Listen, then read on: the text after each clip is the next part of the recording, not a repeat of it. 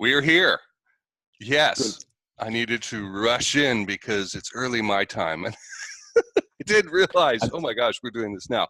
So we are back right now for another off-the-cuff episode of the Cold Star Project. We are here with Stewart Townsend. Thanks for being here, Stewart. Yeah, I was going to say good morning, but good afternoon here. Yes, it is. It is Wide 5 awake in the hours UK. later there. Indeed. Let's dig into this. I think this is going to be fun today and very good for our listeners and viewers, because we're going to get a chance to kind of pick your brain about the challenges of scaling, which you have seen both from the micro mouse up level view, say at Zendesk, and also the macro satellite view as a consultant. Let's dig into a quick little thing at Zendesk. Tell us a little bit about scaling at Zendesk. That should be easy, and that's a name that people will recognize. Yeah. So Zendesk was a good fun experience. So I was there when it was around 200 people globally. Yeah, about 200 people globally, about 30 people in Europe. Joined the senior leadership team there, given a remit of building a channel program. And as you do, you go through the interviews and you're sort of asking about the company and where it's at, and it's pre-IPO, dead exciting, brilliant. Then when you join, you actually realize that you've been sold a duff one because there are no resources. And the resources you have, you think, Zendesk, it's a large company, it's got lots of money, but again, with any company, as it's grown, it still has that scaling challenges because it wants to do everything so quickly. But there's not infinite resources. It's not like when you're at Sun or Oracle in previous lives where there are infinite resources, but there isn't budget. So yeah, it was fun, and sort of challenges that we had were, really Zendesk as a company was not that well known in the marketplace then. It was a brand, it was funky, it was cool, but actually trying to get the resources together and build a program based on marketing resources, customer services, that sort of thing was pretty hard, because you have to do an internal sell to every single business unit and justify what a channel is. And again, I'll explain what a channel is. And I don't mean this disrespectful to anybody, because what I've found as being a consultant over the last 12 months talking about channel is most people go, what's channel? Yeah. So channel is selling through an indirect third party. It could be a value-added reseller. It could be a technology alliance. It could be a distributor. And companies do that to scale because what they want is not to keep hiring direct headcount and scaling a linear fashion, but to volumize it and get partners to go out there and sell 24 hours a day in different geographic regions. Right. But that's what my remit was. But yeah, the scaling challenge was actually getting the internal buy-in and getting those resources together to get that organization moving and start doing that. And, we're working to a plan, and the plan was we'll do this in 6 to 12 months. And it was more like 24 to 28 months before we actually had the thing rocking, moving forward, really good revenue coming in. And then it was like, right, actually, let's build a mature team and headcount around it. So, yeah, I think, it's one of those areas, if you start to look at a channel model and you want to scale the company fast, don't expect a return against that quickly, because large company like Zendesk, any startup that sort of size looks at it and thinks it's great. It's going to solve shorter-term problems because they had really good revenue growth, but add revenue on quickly, and it doesn't. It's think of a direct headcount and then add another 6 months on top of that. Nice. I was selling a firewall product that was also an intelligent auto content filter, and it did 4 things. People would buy it for one and then realize, oh, it does all this other cool stuff, through value-added resellers as a channel marketer in 2008.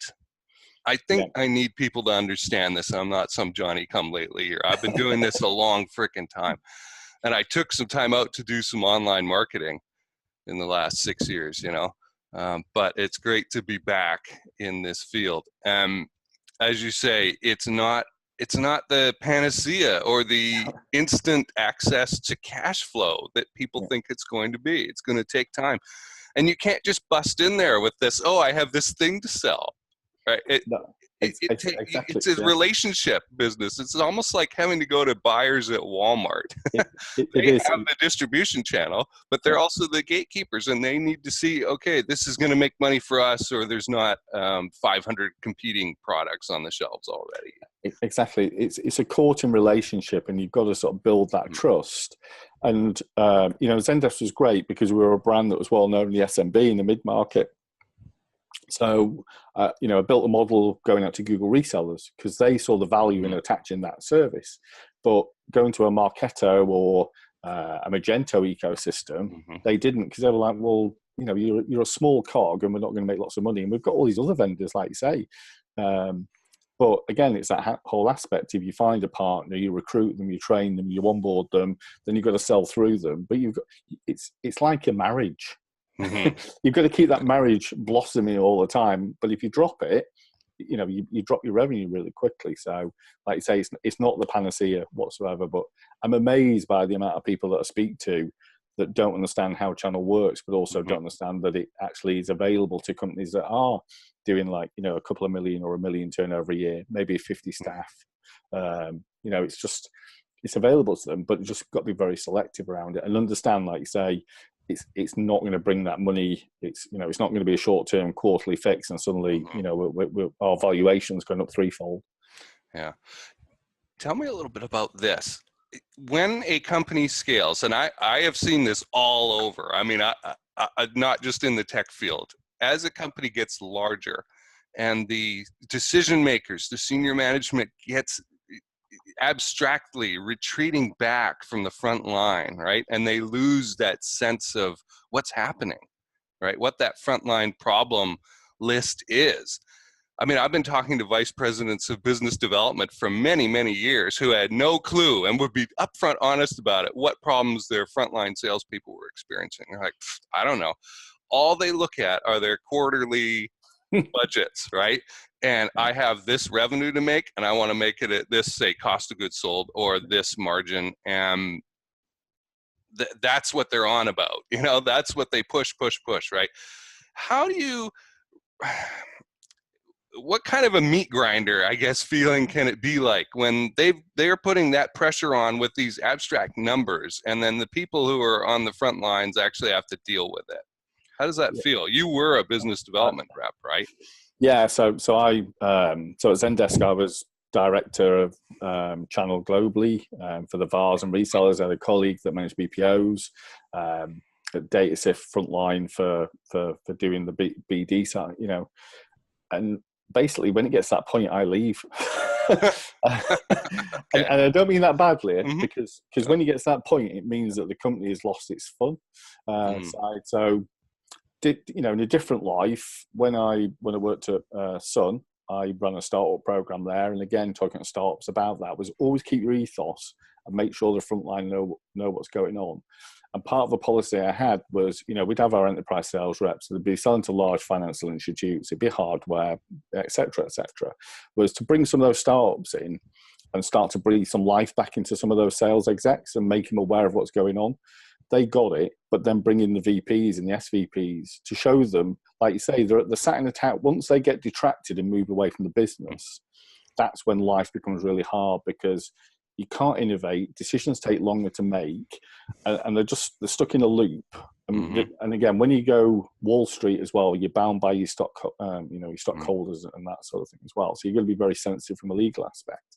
But you're right, Jason. It's that they move away from the front line, and all they do is look at Salesforce or any CRM, but probably Salesforce, and look at their reports and look at numbers and look at graphs, and don't really understand how the sales cycle is evolving and actually what's happening to generate those MQLs and get the SQLs moving and start generating those leads and it gets harder and harder and harder. Because at first it's dead exciting. Your leads are coming in, you're closing sales, you're banging the gong, everything is great. And then suddenly it starts to detract back, and there's more meetings about meetings than there is actual work done. So, yeah, so for me, I'm being serious. That's the point. When it gets, basically, I get to a mantra. When it gets to like working at Oracle, I leave. And hence why I've gone consulting, because I'm doing all that fun bit now with companies, but trying to keep that ethos. And it's not the company's fault that ethos happens. it has to happen. They have to have that organizational management structure, but they have to keep the fun bit and make it flexible still to make it real. Mm-hmm. Another thing that I've seen happen is the executives often came up through that sales flow, right? And they get stuck, or marketing, and they get stuck.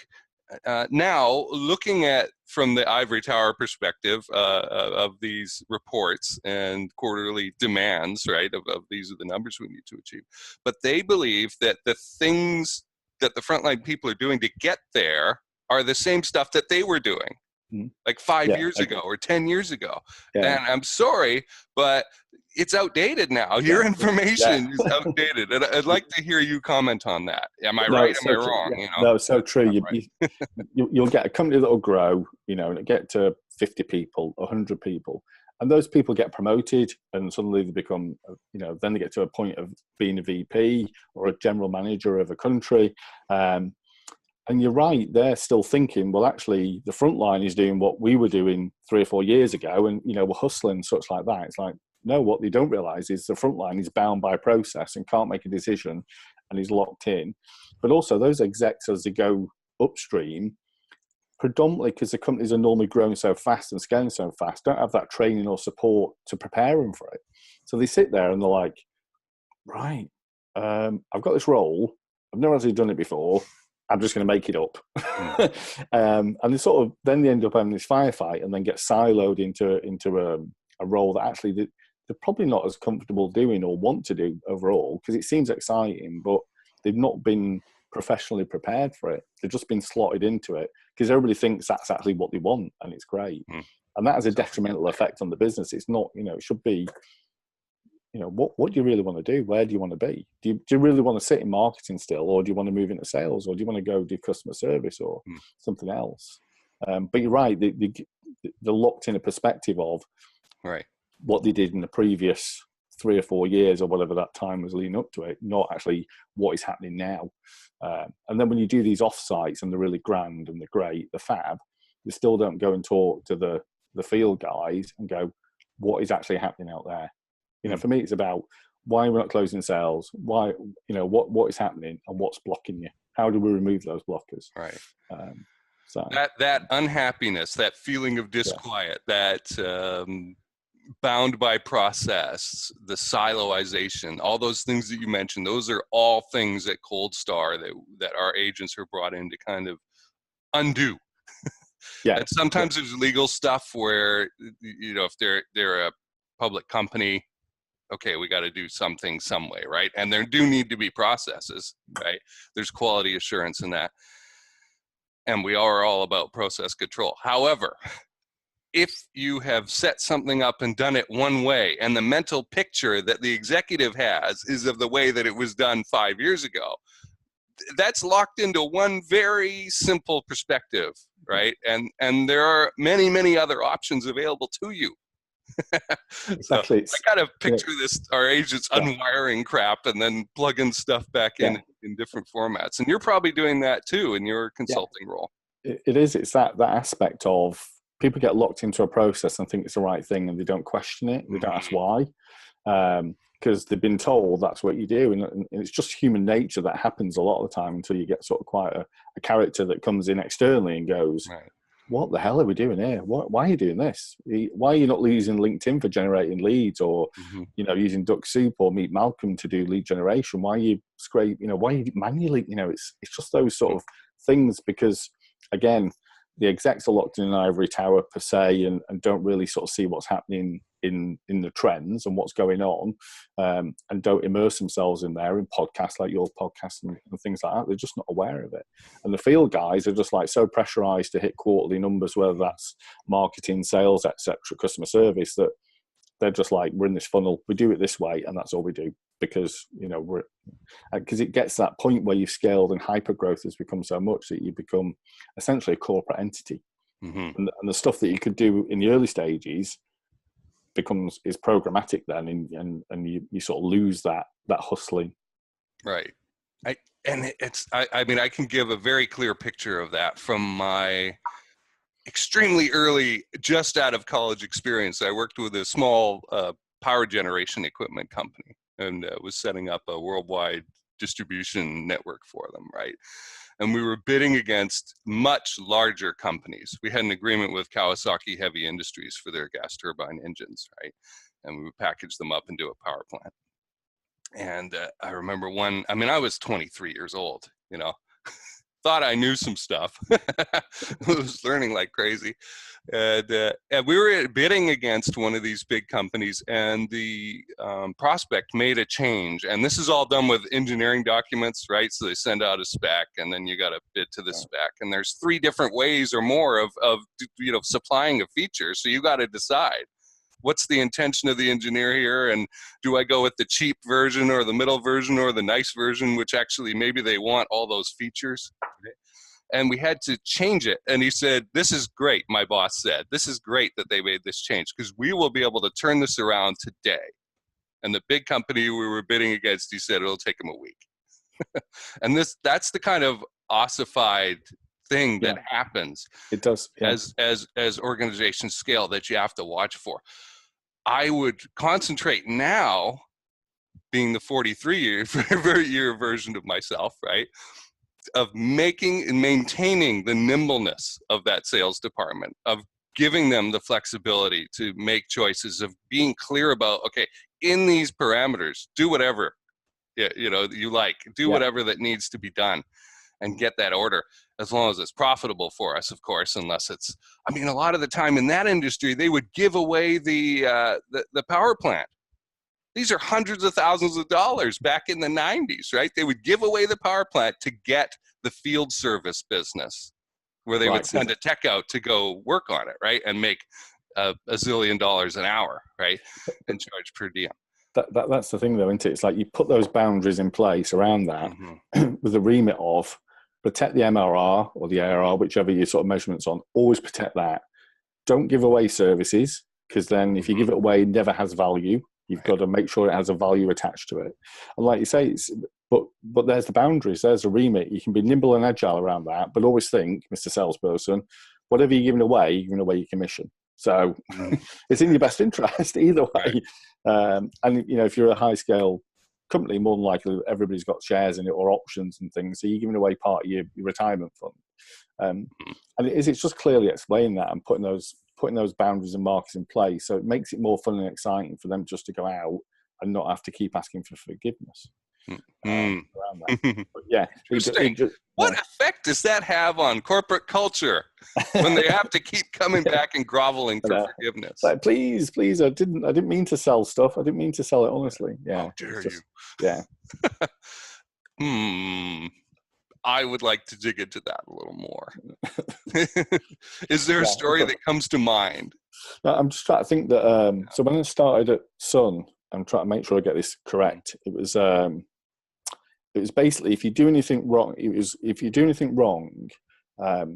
only ask for forgiveness if it's something that's, you know, broke corporate regulations type of thing. It was a mantra of just go out and have fun, and only ask for forgiveness if you've done something like, I don't know, smack your manager in the face type of thing. You know, did that come down from Steve, or was that was a Scott McNeely mantra all the way down at Sun when he started, was go out and have fun, always keep the ethos of Sun in your heart sort of thing, and you only have to ask for forgiveness if you do something like really serious like that sort of thing.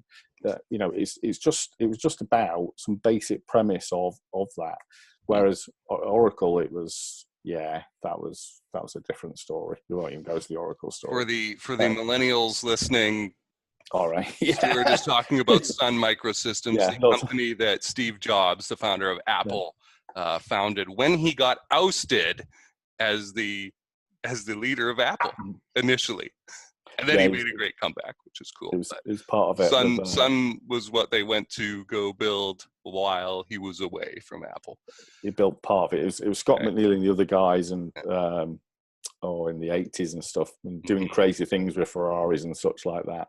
And it's just, but it was a fun time, and it was sort of that company that had that sort of culture all the way through. And even though, when I was there, I don't know, with like 100,000 employees or something ridiculous, you felt like you were a part of a smaller company, because you always felt that. but yeah, it's that sort of mantra of making sure that you don't have to ask for forgiveness in organisations, or you always feel that you're under pressure to do that. That then takes away that impetus to go and do those crazy deals or have some fun or engage, rather than becoming a Borg and just following the sort of zone of like I have to do this. It's quarterly and such. Right. But there's a balance, isn't there? There's a balance with everything. It's at the end of the day, companies reporting back to Wall Street. There's certain boundaries it has to follow and such. That I get that.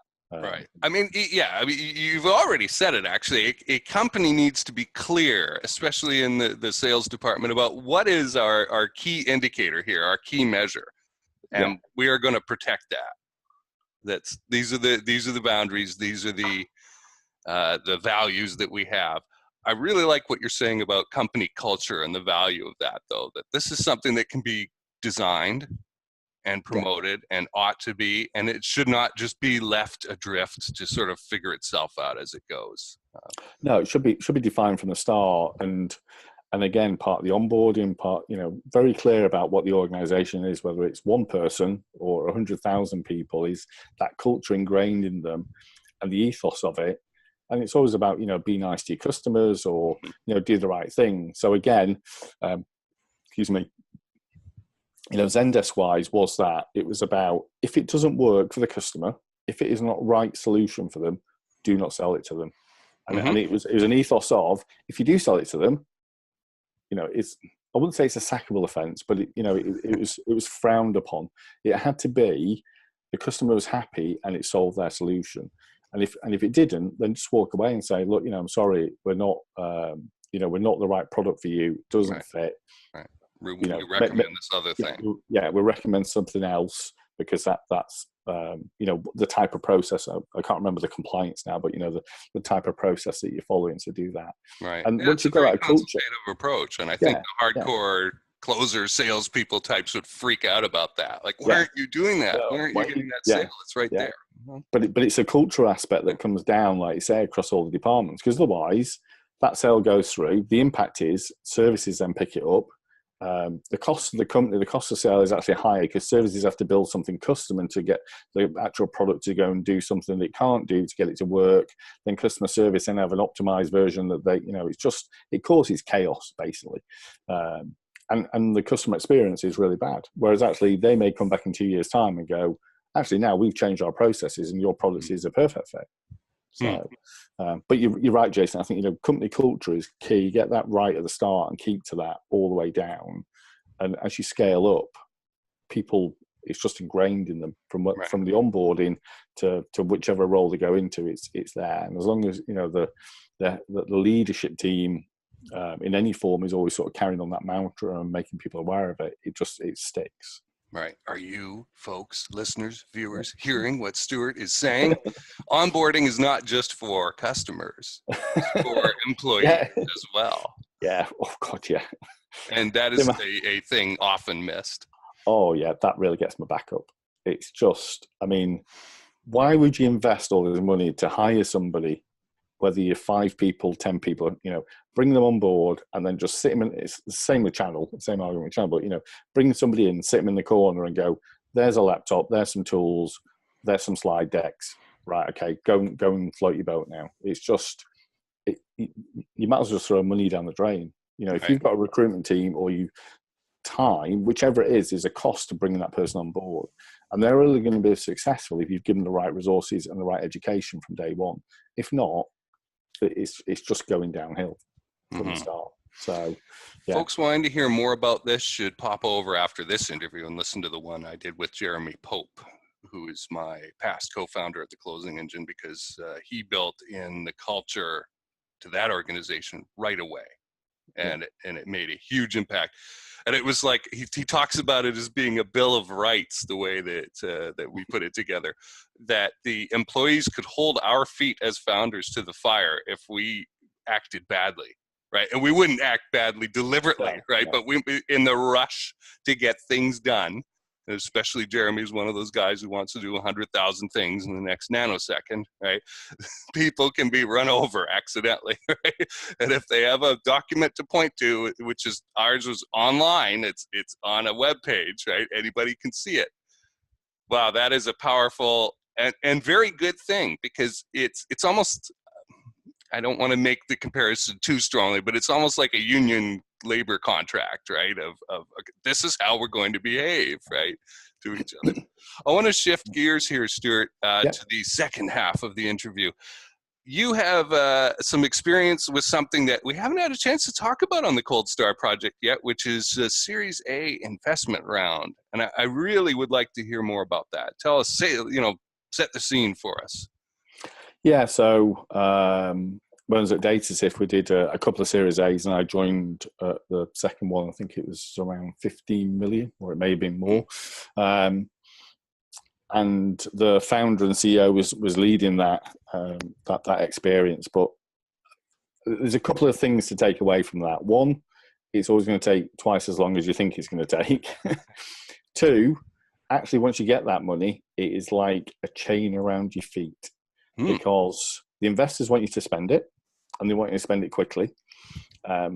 What you tend to do is not spend it on the right things, because if you've got a really strong board or an investor, they will mentor you and guide you around that. And again, I'm more thinking about the smaller, not smaller, the younger startup companies that get a series of money like this. But it is binding you, because literally they want you to spend it as quickly as possible to accelerate growth, to get a return against it. So the other thing to think about, that's great, but your role as a founder is then to go out and do the next round of investment, because you've got this round, but you've got a runway now.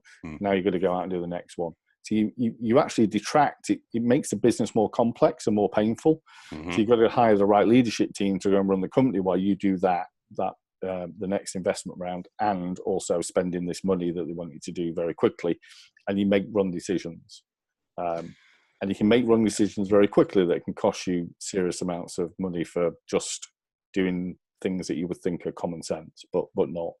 Right. No, the author of Profit First talks about having a ton of money like having toothpaste in the tube, and you're just using it like crazy because it's available, and you're not thinking, oh, we need the employee juice bar and all that. Or we're going to, it could be as simple as, oh, we're going to dump a ton of money into this new, unproven marketing channel. Right? Oh, we're going to generate a whole bunch of leads out of this. We don't really understand it yet, but I have seen this mistake happen so many times. We'll just hire some expert in the field to help us.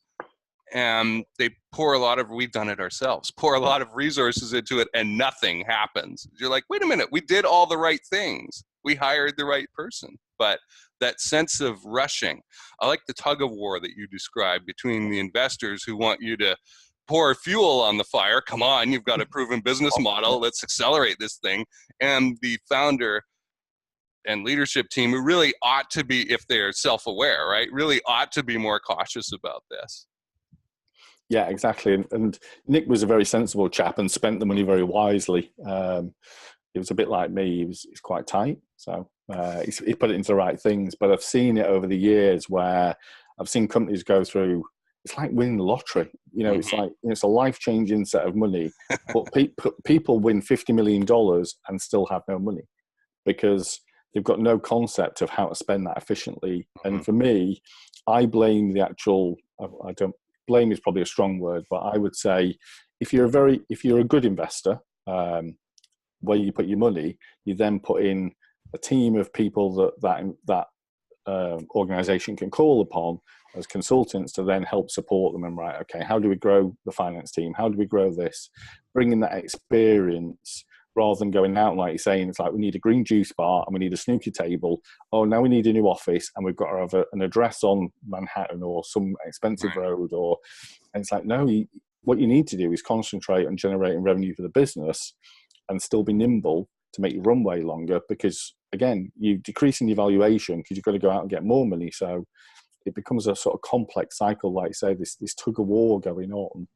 But just, I think, founders of companies that get to a Series A don't have that support. It comes back to what we talked about earlier about that management team growing up through the company. They've not been trained on how to scale a company and build it from, a $12 million investment to then exit 250 million or whatever it may be. It's just a lump of cash. And yeah, it's I've seen it on a positive side, and I've seen it where it's been really sad because you've just gone, I don't know how you've burned through that cash. Right. I know how you burn through the cash. It looks at financial statements, and obviously you've just been misadvised around that. Yeah, or had no Uh, no yeah, advice. or no advice. So for me, it's about, once you get to that Series A, that's when you start to bring in some, we'll say some old people, but bring in some consultants, bring in some support, but also always look for an investor or investors that will help support you past post investment, with not just being a name on the board, because that's just a waste of time, because they're just, it's about what can you bring to the table in terms of that experience and address book and mentorship, and guide you through that. And if they can't bring you might that, then we cry need about the $30,000 or something that you're investing on getting that person there, but the payback that they're bringing you, exactly, in terms of like not blowing millions. Yeah.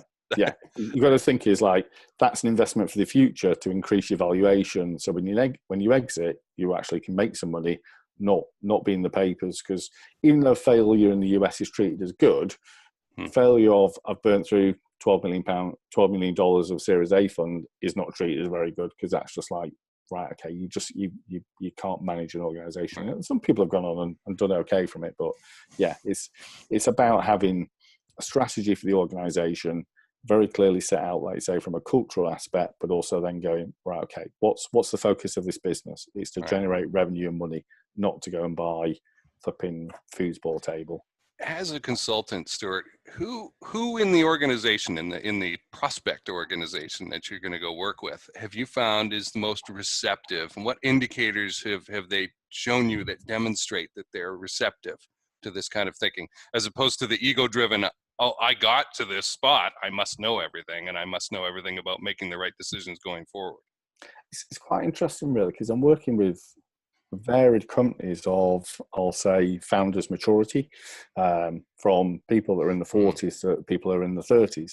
And for me, I think what it's been is that all have realised, because I specialise more just from the channel side, but all have realised they don't know everything, but also they have made some mistakes. They have spent some money incorrectly. They've burnt through a lot of cash over the last 12 months and realised, actually, now I do need to do something out there. And part of the introductions that I've got in the companies I've worked with have come through investors that have seen that and gone, right, okay, I can either get some money back or lose it all, or I can start to bring some people in that can support around that. And I think, again, once you start to dig into these organizations and you start to, get beyond them just talking about the books and blogs they've read, it's like, right, okay, well, about some basic sort of stuff. So do you have a senior management team? Brilliant, great, yeah, you do. Do they meet weekly? Is there an SLT management dashboard? Are they all working to metrics? Is there a cross-functional strategy that's together from engineering through to customer support? Are the QBRs happening? Is it an actionable, measurable business, or are you just making it up as you go along and hoping you hit target? And once you start to have some of those dialogues with them, what they realise is what they've implemented and what they've got is they don't know everything. They've pulled everything together that they can, but it's not a solid foundation there. So for me, it's just sort of those conversations open that dialogue up, and they realise that there's a lot more they can get for the company by bringing either myself in or other people, but also they've got a lot of knowledge in that company as well, and they want to educate the people there. They don't want to keep them stemmed in. So it's doing that knowledge transfer down to the team as well, whether it's an SDR rep selling or a senior leadership person in marketing that says, I thought I knew everything, but actually, no, I don't, because I've only done this type of role before. Okay. So you're either brought in by an influencer a lot of the time, or the senior manager really has to be in the almost unique position of realizing they don't know what they don't know. Yeah. And sometimes that senior manager is influenced or has been influenced by an outside party, or in some instances, they've known me personally over the years because of who I am and what I've done. But it has been, I've turned a couple of opportunities down where, again, they've known more than they've known, sort of thing, and they've not been a believer about channel, or they know everything. It's like, I can't help you because we're just going to clash, because you just know everything. So if you know everything, there's no point in me being here, and you're going to pay me some money, and I'm just going to sit here like a spare part. You know, if you want it as a vanity thing, that's great, but it's not my bag. If I can't help a company and walk away feeling that we started at A and now we've got to Z and there's an improvement, I don't take the role, because there is no value. Yeah. Awesome. How can people get a hold of you if they like what they hear? I would consider hiring you. Immediately. Good question. So I'm in the midst of, I've got my website up, which I'll send you a link through to if you put it in the show notes, which is Channel as a Service, but the URL doesn't sound like that. So just to complex things. And there's a contact form on there. It gives you some background on me and some details. Or you can find me on LinkedIn, Stewart Townsend. I'm not hidden away. I've been on social so many times. So if you put my name in Google, you will find a very attractive actor that has played in vampire films that women go crazy for. That isn't me. No, I'm sorry. Unfortunately, damn, exactly. But yeah, so my name is spelled the Scottish way. But yeah, I'll send you the details. If you can put that in the show notes, that'd be great. You bet. Okay, well, this was fantastic. I think I want to have you on again. Because there's more to discuss. We'll have to have a little on-camera or off-camera discussion about topics and whatnot. But a lot of wealth of knowledge here, and I think people would do well to work with you. Thanks for joining us today, Stewart. Yeah, perfect. Thank you. It's been a pleasure.